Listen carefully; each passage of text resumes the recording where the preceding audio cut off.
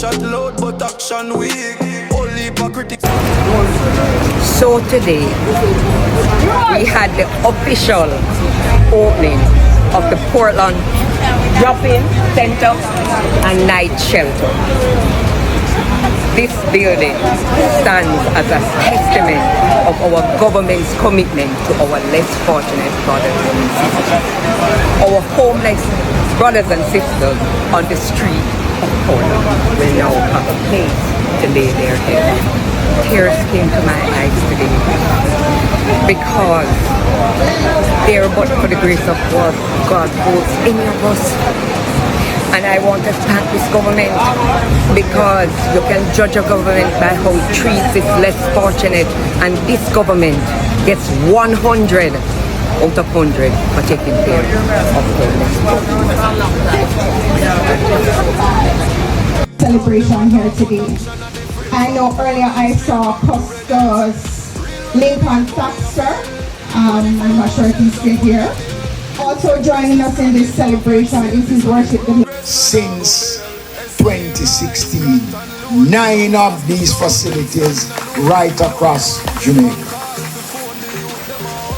And this one stands out because it is the first drop-in center that will also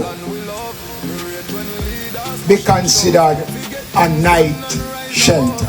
So it is both a drop-in center and a night shelter which will operate 24 hours a day. Now, in the past 6 years that I have been a member of Parliament in East Portland, several things have taken place, but one of the most meaningful and significant things we are witnessing here today. When I came here in 2019, as the mayor said, the homeless population became almost a menace to society, obstructing children and adults going along. There was cry from every quarters about what should be done with the homeless. No, we are not about taking them up in a truck back and dumping them somewhere. So that was not an option for this government. My constituency debate presentation in 2019, I brought this to the attention of the Parliament. Minister McKenzie, on one of his several visits to Portland, I remember one specifically, we were walking the town, and we, as usual, we had the homeless people along the side by the bank. And I looked on the minister, and he went down on his knees to speak to the homeless. And when I looked on Minister McKenzie's face and saw the feelings displayed there, I had absolutely no doubt. I get chills remembering that he would do something for the homeless people. A society is judged by the way they take. My constituency debate presentation in 2019, I brought this to the attention of the Parliament. Minister McKenzie, on one of his several visits to Portland, I remember one specifically, we were walking the town, and we, as usual, we had the homeless people along the side by the bank. And I looked on the minister, and he went down on his knees to speak to the homeless. And when I looked on Minister McKenzie's face and saw the feelings displayed there, I had absolutely no doubt. I get chills remembering that he would do something for the homeless people. A society is judged by the way they take. Of 1 million.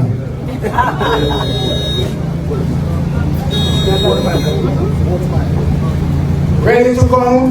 1 million.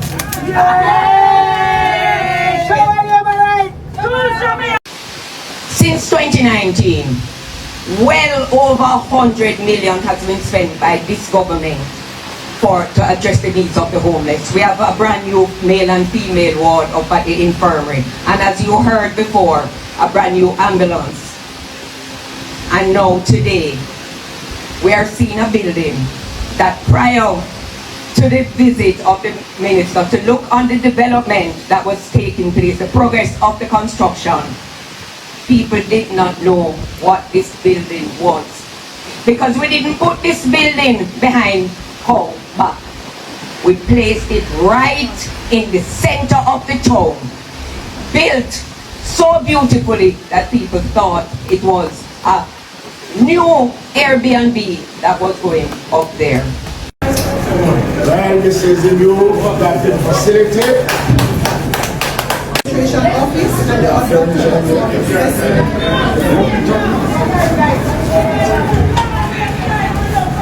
So this is the admin office.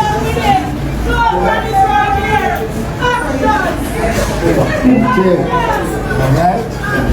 and then we will go to the doctor's Leadership of Dr. the Most Honorable Prime Minister Jamaica Holness, we are seeing real, tangible development from infrastructure and education to social care and economic growth.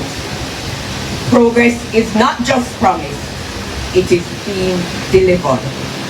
And as your MP, I am proud to be part of the team leading this transformation, one community at a time. On behalf of Minister McKenzie, of the people of Portland, East Portland and West Portland, we want to extend our heartfelt gratitude. Please convey to our Prime Minister as well our appreciation for this. No words can explain it. We will continue to choose Jamaica. I like that. I bet each. I like that. Yeah? This is Hold on, let me text him.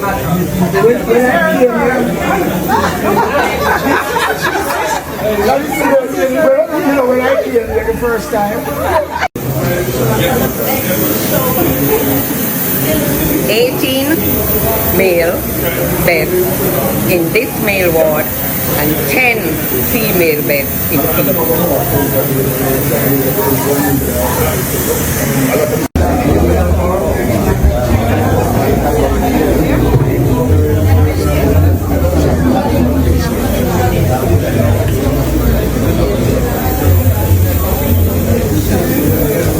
So, open up, enjoy the food. On behalf of the homeless brothers and sisters here in Portland and all Portlanders, I just want to thank this government and thank Minister McKenzie for this beautiful building for all people today. It stands as a testament of this government commitment to the less fortunate. Look on the beauty. I keep telling people that I have been around this country maybe 4 or 5 times. There's scarcely a district or a town I have not visited. And people always say, you remember this picture? And say, I remember this picture. And she's a big girl? No, I remember this. So here we're going to recreate the picture. Yes. Yes? What's your name? Kejane. And we took a picture how many years ago? 3 years ago? 3 years ago. And now you're about to leave primary school. Yeah. Oh, they all want to be in the picture? Yeah. Yeah.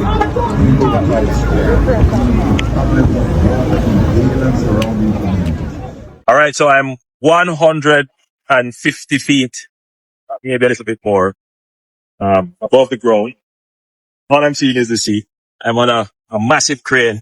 This did not exist 5 years ago, and that is as a result of strategic decisions taken to enter into a partnership, a concessionaire operation agreement with CMA, and they have invested significantly in ports. The partner on the Jamaican side is the Port Authority, and so CMA and the Port Authority have worked excellently together. It's not one single area that they can say this is my legacy. Not the market, not the roads, not the lights, not the police station, not the cemetery, not the bridges, not the schools. There is absolutely nothing that they can show. But you can boast because you can talk. You can tell all the lies because you're not being held accountable. You can become a member of parliament after you make all these promises and you have not shown yourself back into the constituency. You have not attended parliament. And I'm not talking about some who's making excuses for those who have absented themselves from our parliament about they could be going to the doctor. You would be going to the doctor for 4 or 5 years straight, every single day, every Tuesday. You go to the doctor, yet you are seen in various clubs and places of entertainment and gallivanting, yet you can't attend the parliament which you promised the people that you would have done to represent them. This is a cover-up. This is not accountability. So when we run with this argument, because it's easy to say about accountability, but you can't account to the people for your absence. And those who support this kind of behavior, those who refuse to speak about it and to call it out for what it is, you also are traitors to the people. You have supported, you have allowed such an act to have taken place without being able to speak about it. It is a part of our accountability landscape in Jamaica, whether you like it or not. And so I will be calling out about these matters. I will be speaking out against these injustices. I will call out those who are found in wanting of accountability in Northwest St. Catherine and in Jamaica, land we love. I thank you. So tell us about this. Well, we found this is for fishermen who lost their life at sea. About our citizen association, so I am the president, and we garner benefits and with the help of the MP, he helped us to build this monument for the fishermen who lost their life. How far back did you go? Well, we've gone back far because from Soboy. That's the name of our ship. From the 60s until about 69. How much people were lost? It's so much. I think if you go about it, you can find a name of the people who were last name and Soboy. Some very well-known popular names in this area.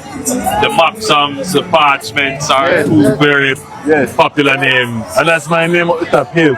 Of course, we grew up together. We grew up together. We were friends.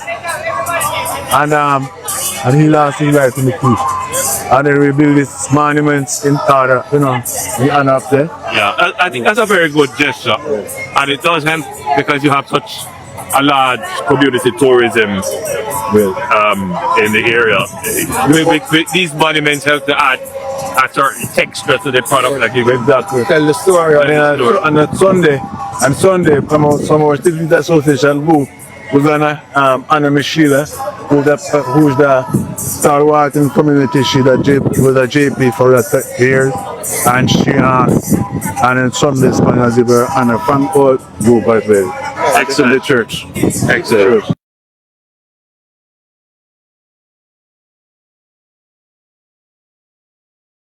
Jimmy Cliff made this song, Many Rivers to Cross. I believe it would have been somewhere in maybe 1969 thereabout. There are some persons who believe that Jimmy Cliff would have made a version of the song, meaning he was the original author, producer of the song. No, that song was made by Jimmy Cliff. He wrote the song and he sang it. That is the original. If you listen to the words of the song, that song stands on any global platform with any of the best music made in the world. In terms of lyrics, in terms of message, in terms of arrangements, in terms of its emotive power. In fact, all the songs on that album did very well. That is the power of our creativity. The question is, how do you monetize that? It is being monetized every single day. Somebody is playing it, some royalties are driven from it. But is that the only creativity that we have? No, we have it almost flowing like a river. Is it always of the best quality? Is it always meaningful? Is it always edifying? Is it solving a social problem that we have? Is it giving us the motivation? Is it setting the backdrop of our growth and development as the theme? So there needs to be entrepreneurs, if you would call it, who step into the creative space and create the industry around our creativity, the enterprises around our creativity. And that is why the government of Jamaica established the Film Fund. It would probably be the first time that any government would have taken up $1 billion and established a fund for the creative enterprise. We have done it for film, and we are actively considering other areas of creativity to which we can give this level of support. So we are promoting and supporting our entrepreneurs in the creative space, starting with film. We want to create the entrepreneurs that sees the problems in the society and say, I will find a solution for it. We were well on our way in the 80s, early 90s, and then FinSA. It is just now that we are starting to see a resurgence of entrepreneurism. The purpose of the roadshows that we're doing and all of this is to recognize you. It's to acknowledge you, to tell you how important an agent of economic development you are. We have long recognized that true economic transformation begins not in the boardroom or government buildings, but with our people, the entrepreneurs and innovators who see potential in the face of obstacles. Entrepreneurs are nation builders, and the MSMEs are the foundation. The MSMEs are the backbone of Jamaica's economy. They represent over 90% of all enterprises, employ 60 to 70% of the workforce, contribute 44% of GDP, and accounted for nearly 12% of total tax revenues last year. If we are serious about building a resilient, productive, and inclusive economy, we must continue to bet on our entrepreneurs. And that is exactly what this government has been doing. Over the past 9 years, our government has placed entrepreneurship at the heart of national policy. Through the MSME Business Roadshow, we have brought business development support directly to the people, touching over 2,000 MSMEs across 8 parishes, issuing $17.6 million in grant. That's too little, Minister. You have to double that. You have to double that. And linking entrepreneurs with financing, digital platforms, and training opportunities. With the next roadshows scheduled for Manchester, our mission continues to democratize access to support, catalyze business formation, and encourage a national culture of enterprise. And it's working. We are seeing the entrepreneurial culture take root. Between January and July this year alone, over 9,000 business names and 3,000 companies were registered. Jamaicans are no longer waiting on a job, they are creating one. This government has prioritized improving access to financing for the MSMEs. The Exim Bank has dispersed nearly $10 billion in MSME loans since 2021. The DBJ has supported lending with a $2 billion facility, and we have eliminated upfront fees by allowing MSMEs to roll them into the principal, making it easier for small businesses to borrow and grow. We have also endorsed the Jamaica Stock Exchange micromarket, which will unlock equity financing of up to $50 million for hundreds of small enterprises. These are real tools, real lifelines for real businesses across the country.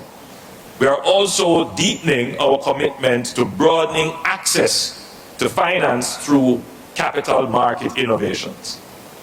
The junior market, launched by the Jamaica Stock Exchange in 2009, and I remember the debates around this. Again, policy is so important. Former Minister Shaw could be considered the father of this. And there was a time when economic policy advice was that, you know, maybe it had reached its useful life, maybe its existence would be distortionary, and we should end it. There was actually that contemplation. But we thought long and hard about it, and we looked at what was the bigger policy intent. And the bigger policy intent is to support the development of entrepreneurs and businesses, and the stock exchange, particularly the junior stock exchange, provided an excellent window for small businesses to access equity as opposed to debt. And so we supported its continuation because of the bigger picture consideration.